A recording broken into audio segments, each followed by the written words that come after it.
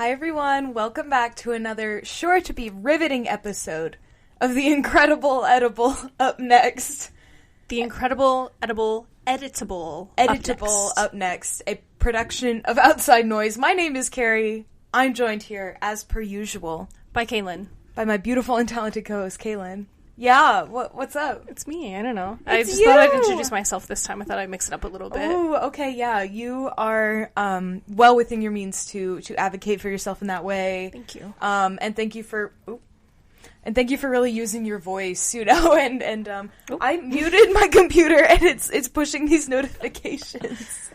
Are we gonna talk about music, or do you want to do like something else? We could explore something else, but I really came more prepared to talk about music today, and we'll probably talk about stuff we're looking forward to later as well. Yeah, you mean the music that, like, we showed each other 5 minutes ago? Yeah. Oh. Do you want me to get started? I would love if you did. I would love if you started by picking me an album. Yes, my first pick for this week is Angry Noises by Ciśnienie. This is some good instrumental post-rock, I guess you could call this. You could call this post-rock. It's not it's not regular old rock and roll, that's for sure. It's really heavy, hypnotic, droning, and it really puts saxophone as like a primary instrument used here, which I always love whenever we do some fun stuff with. And that's what makes it post. That's not the only thing. Of course, right. But this is certainly for fans of bands like Godspeed You Black Emperor. Yes. I can see the crossover appeal. Yeah, what I love most about this record is that it starts off very restrained. It keeps its cards close to its chest, and then it builds tension until it explodes and just like goes into full unrestrained chaos. It just does a really great job of that pacing, which I think is important, especially in this genre, and especially when you're writing 18-minute long tracks. Doesn't feel like 18 minutes. Again, you have to pace it. When you were explaining that, it kind of reminds me of a good book in that way, you know? Yeah. Like, you jump in, and it's this big thing you don't really know what you're getting yourself into, you know? And it sort of has to reveal itself, and the good narrative, you know, sort of revealing itself slowly, playing its cards close to its chest and stuff. It's like the complaint people have with movie trailers and stuff. Sure. Like showing everything too early, yeah. And they do a really good job of not showing everything too early. Yeah, it takes its time to really build up into the full expression. This is like cinematic and really impressive, but without being like epic or silly. Because it feels like hokey. It feels like it earns that. It earns it throughout the time of you listening to it. Yeah, for sure. Oh, I love that. It brings you on a journey with the musicians. As you can tell, like these people are so in sync with each other too. It's really crazy. This is a great record. And I guess it's angry. The name of the album is just Angry Noises. And the cover looks kind of angry. Even if you like dogs, he's kind of angry. He looks pretty angry. I think it explores a lot of different forms of anger. I love the first track on here. It's called My Childhood Was a Period of Waiting for the Moment When I Could Send Everyone and Everything Connected with It to Hell. And it's kind of like, yeah, it is that sensation of slowly building up to a point of boiling over. Slow resentment, yeah. Slow resentment building up into the point where you finally lose it. Types of Anger is a great, like, starting place for an album, too. I was talking about this with my therapist. Very brave of me, I know. We were talking about how even when things are good and we're happy, or if we're mad or upset or whatever, we just cry. It's just what happens. It's Crying just the release is the response. And I feel like learning your anger and how you respond to the feeling of anger, that is like more important than the anger itself. You know? A lot of people are afraid to be angry, but you can feel anger. You know, that's a lot. Yeah. And my issue's like I feel like embarrassed about the anger, and then that leads to anxiety, and like it tumbles into stuff, and it's like, no, you can just be angry and let it go. Yeah. Anyway, this is a great container for it. I love that. Great album. Absolutely. That really turned into a discussion. Wow. I would love to tell you about my first album, though. Yes, if please. That's cool. I really enjoyed Hagata Delux by TEKE. This is a really, really cool kind of surf rock psychedelic album. A tag that it has is eliki, which I looked into. It's like a Japanese surf rock subgenre. I think it was developed in like the 60s. That tracks. Yeah, with like the overlap between psychedelia and there's a lot of really, really cool rock music coming out of Japan at that time too. The Beach Boys were there. Well, not in Japan, but you know. Well, no, it had to do with the like international touring and stuff like that starting to develop. It's really cool, yeah. I'm sure there being a surf culture in Japan as well. I don't really know anything about Japanese surf culture. I don't either. But this music is great. If it's any indication, surf probably just like the musical kind, but I don't know. I was thinking surfing, like surfing, like hitting the waves. Yes, yeah, and then I was like tying it back to surf rock as like the genre tag. Where right. I'm like, I'm sure there is surfing culture and surf rock pervades even in the most landlocked of areas. Of course. Well, there's not many Japan landlocked. Is not. Yeah. Anyway, I'm losing the plot.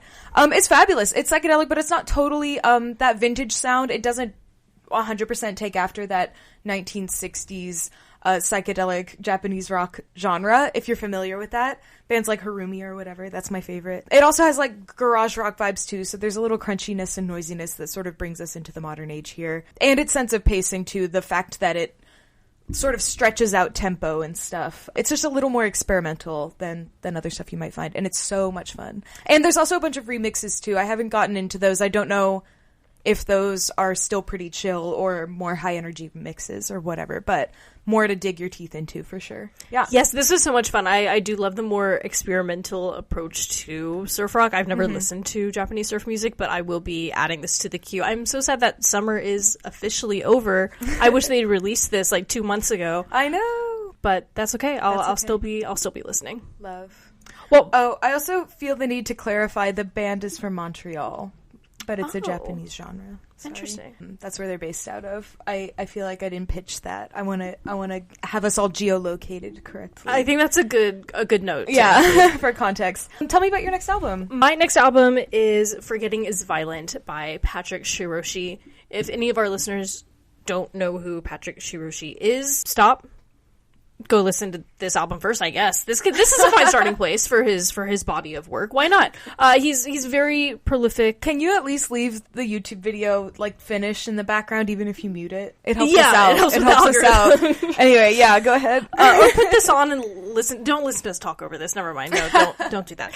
This album is a lot of experimental jazz. It's rooted in experimental jazz music, which is kind of Shiroshi's bread and butter. A lot of interesting, more saxophone.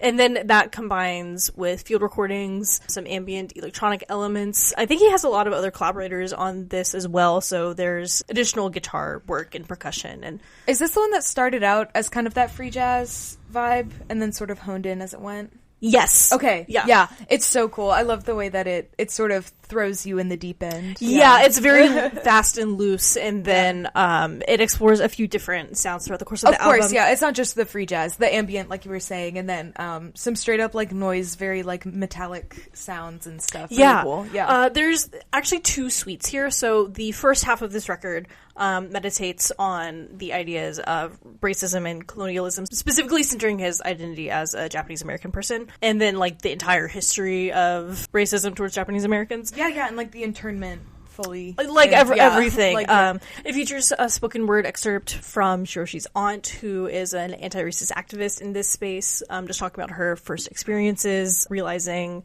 that she was being like outcasted from her friend group specifically because of her race. And so that's kind of the themes of the first half of this record. And then the second suite, he writes, is about a family member who died of an overdose. And a quote from Shiroshi about this piece is, "It's grappling with what I imagined he would have felt leaving this earth and leaving behind his kids, and now being in the sky and watching over them." So it's really heavy, challenging material. Very moving. Yeah. And the second suite is a lot of like vocalizations, like wordless calls, and it's emotions that you can't put words to. Yeah. And that's, I mean, great way to fully process that like weird loss, but also, like you're saying, comfort and guidance at the same time. And yeah, very complex things that you don't need to like find the perfect lyric and stanza for. You know, you can just get it out. So really powerful album and a great introduction to this artist's really extensive discography. Go give it a listen, love, and do a deep dive on the rest of his work. Stunning. I have a second album to tell you about. What you got? It's called Everything is Being Recorded All the Time by Troubadours. That's so true. And it's absolutely true. It's made up of this collective of artists, kind of a blend of electronic and hip-hop stuff. Really, really strange little grooves, finding those overlaps between hip-hop music and electronic music. Cool. That have been there since the dawn of both genres, you know. They've been overlapping forever, but really like honing in on that Venn diagram. But there's also like weird folk stuff spliced in, like just really, really good close production to build these very strange little grooves. I don't really know how to describe it genre-wise, besides it's all over the place. There's lovely singing on it, though, but I will leave you with a quote from the artists themselves. Troubadours are happy to welcome you on board for their journey. Whether you find it nerve-wracking or soul-soothing is no longer their responsibility. So I would definitely say it's both. I mean, I found it soothing. Yeah, others may not. I don't know. I love this vocal delivery too. I love that sort of like melancholic, unaffected. Yeah. Well, it being a collective, there's like a ton of different vocals, and like each song feels different. Like you really get the sense that a different artist did each one. Interesting. I love a collective too. That's fun. So I showed you that opening track, but I don't think she does vocals on like the whole album or anything. Gotcha. Yeah. Gotcha. But no, it's like that really rolling delivery and like kind of poetic and sing-songy. Really beautiful. Yeah. Good stuff. Yeah, and then there's like I said, there's hip hop influence. There's a few verses and stuff too. So I'm excited to listen to the whole thing and maybe be able to pin it down a little more, but it also seems like maybe that's not the intent. So yeah, I love a really eclectic album like this that explores a lot of different sounds and has so many collaborators. Like you almost can't pin it down into any one thing because everyone's contributed something different. You want to make like I don't know. These are good like playlist songs in that way, I guess. Playlist, you say? I've been thinking about making up next playlists. It's hard because we're super busy all of the time. But yeah, someone talked about that in our comments. It's a really good idea to make playlists of all the stuff we talk about on YouTube. But, you know. Well, if we made playlists, I would definitely put some tracks from this next album on that playlist. Ooh, tell me. I'm talking about Shooting Star by Golden Apple. This is a fun, discordant mix of garagey psychedelia. This band is based in Philly, and I swear maybe I've seen them play before or something, because I had the weirdest sense of deja vu listening to this album. Yeah. It's like, I've heard these songs before, but I don't know if that's possible for me to have heard these songs before. It's a little bit indie sleaze. It has that like grittiness, but like with these conventional song structures that have singable choruses. It's so fun and danceable. I love that it's like strangely familiar to you. Yeah. Unsettlingly familiar. It reminds me a lot of early Flaming Lips stuff. Yeah, okay, cool. So it is that, that kind of like grungy, like dirt hippie kind of vibe. Yeah, dirt hippie is a great way to put it. It's like grungy, but very like woo-woo. Yeah, I don't know. Like I said, maybe I've just seen them around town before. Yeah, but yeah. I feel like that definitely added to the album where I was like, this is almost uncanny how much I'm like, to it. I think I've heard this. Again, maybe that's also just the power of good songwriting, where Very it's true. like, again, like all of the lyrics just like flow and are really fun and upbeat, at least from what I've heard so far. I got overall a pretty uplifting message from the album, but who knows? Yeah. Only time will tell. Only further research will tell. Sound off in the comments. It's just lovely. like, it's a little bit escapist, I think, in a fun way, like a self-aware escapism. Yeah, you know? Again, it's about the appropriate container. Yeah. Contain your escapism in a delicious little album. Isn't that nice? And then get back to it. That's lovely. Any other thoughts on your final album? It's good and I liked it. It's good and I liked it. Works for me. Do you want to hear about my last album? Tell me. Okay. It's Vegetables Worldwide by Vegetable Poland, maybe? Vegetable. Maybe it's just Vegetable. I would just say Vegetable. Vegetables Worldwide by Vegetable. Vegetables Worldwide by Vegetable. This is a group out of Warsaw, Poland. I feel like they are quickly gaining traction. I think they just broke like 20,000 monthly listeners on Spotify. So they're getting there. But and this is their debut, or it looks like they had like a few singles or something drop before. Yeah, I think they might just be singles. They're all from this year. Yeah, this might be their first full-length album in that case. Really fun, really strong vision. You can tell by hearing Vegetables Worldwide and seeing the cover that these vegetables are going worldwide. Good for them. Weird Polish electronic duo. It's definitely rave influence, EDM, but it's got hyperpop and jazz in it too. They're really using and stretching every measure to its fullest and like producing it really densely. We were talking about like just with its sort of pop star influence and grit, and like they're trying to do a punk thing too at some points, it being bait for like a lot of different music fans and like taking that hyperpop energy and like maybe that's played out. But also I was listening to the music itself and I'm like, no, I think this is like good. I think there's just a lot of appeal. It's hard. Yeah. Yeah, you can't be like, oh, it's big because it's just good. Right. Like that's not like I don't feel like that's a very constructive point to jump from. Yeah. And it's also pure speculation. It's like, oh, look, they tried to make something really good and like cohesive and with thought towards like branding. Not like branding. That word feels icky, but I also don't think there's anything wrong with having an awareness of like your artistic vision and then executing that. And we were saying that too at shortly before we started recording about like that's also part of pop stardom, and that's why hyperpop, the pop is there, because it has to do with that like strong visual aesthetic as well, and like a concept and everything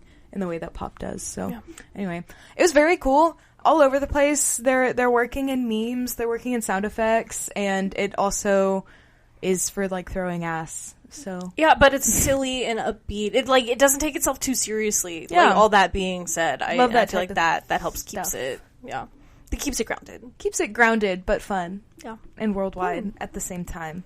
Wow. So we'll see what comes of this. Kalen, what are you looking forward to this week? Well, last week we already talked about how we're moving, so obviously I'm looking forward to moving soon. And then tell me, we have a Heather's themed birthday party, just regular party, not birthday? It's not a birthday, I don't think. Okay, we're playing croquet and drinking cocktails. Great. And hanging out, I think. Well, I'm excited to go drink croquet and play cocktails. That sounds fun. Yay! What about you? I have a volleyball game tonight. First game of the new season. Let's go. We'll see how it goes. We are playing the team we've played the last, 3 or 4 games. We just keep getting scheduled together. And they're really good, and it's hard. And they're hard to play against. And sometimes we get matched up with teams, and we walk in there, and it's a breeze. And I like playing against teams that are good. It makes you better. But I'm tired. You just wish you were the best athlete on the court, and so you could just crush everyone else. I don't want to say it like that. Not like crush. No, I like to play. It's just the way our team plays. I feel like I've brought this energy where we're not giving up. I don't know, the dynamic of the team now. We will be playing a play for 5 or 6 minutes, and we're exhausted, and we look over and the score's 2-2. We're shit. We burn out so fast. We play so good for the first 10 points. Well, the brightest stars burn the fastest. Hello, that part.